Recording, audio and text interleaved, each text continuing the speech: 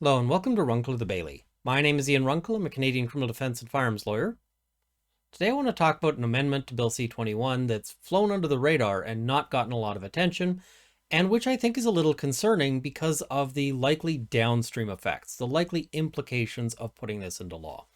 So let's talk about this one, and I'll try to explain it. It's actually very badly written, and I'll try to explain that as well. But that is the computer data offense. And so this would be creating a new criminal offense, a new crime that didn't exist before.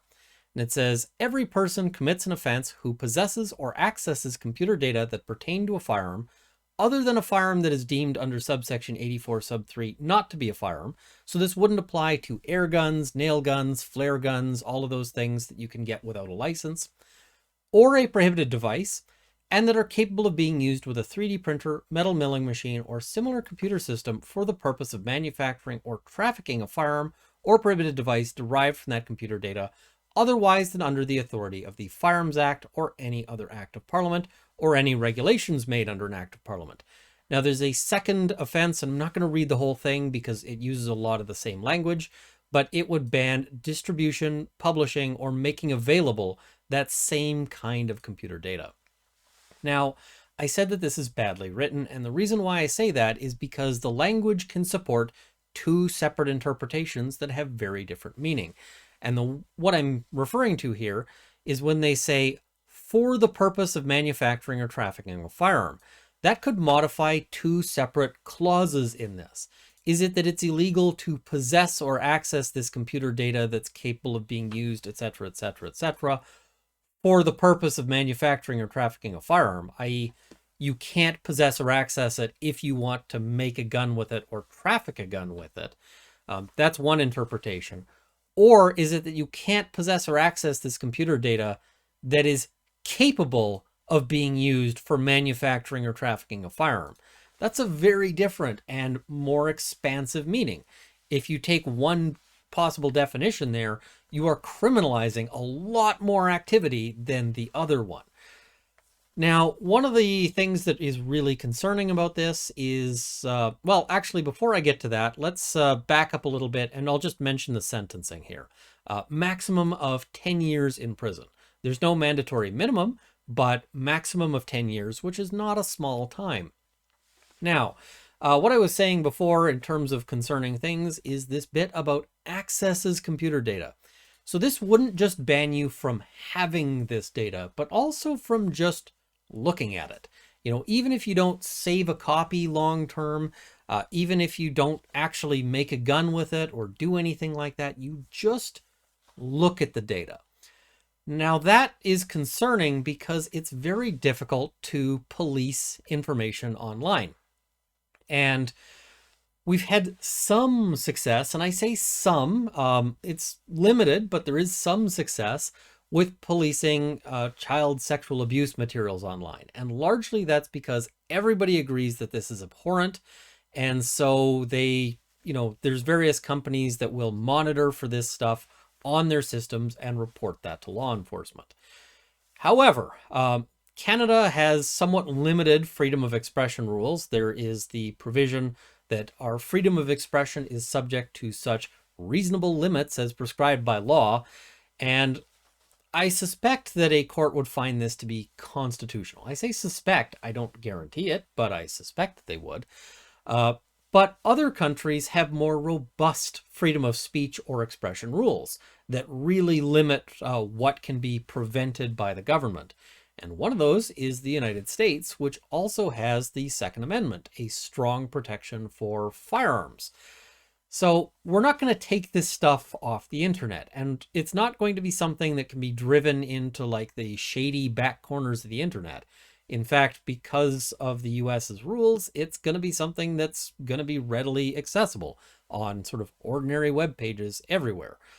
So they're not going to be able to undertake the same sorts of measures that they use for those child materials against this stuff, because there's going to be plenty of just legitimate sites that catalog this information and that anybody can check out. So what you're going to see instead is a big push for more internet surveillance and more computer searches and more of these kinds of powers. And they're going to say, listen, we keep seeing these ghost guns on the street. And the only way for us to control that is more power. The police always want more power. The government always wants more power.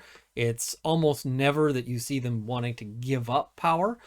And so we're going to see that push. And that push is going to look like a lot of police press releases where they essentially write a story for the newspaper. Because let's face it, journalism doesn't do a great job at fact-checking or criticizing police news releases. They often just run them sort of barely edited.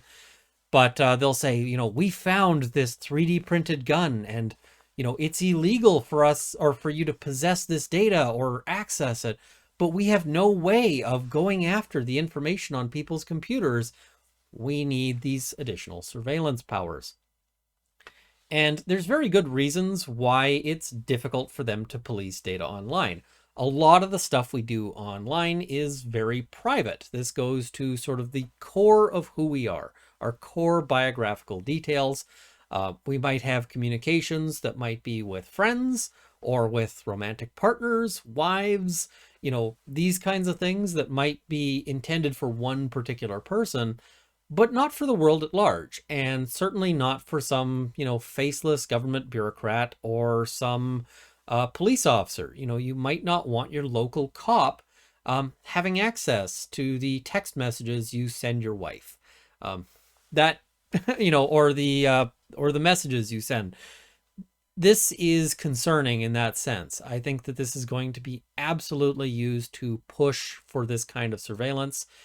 And that's a big worry on my end.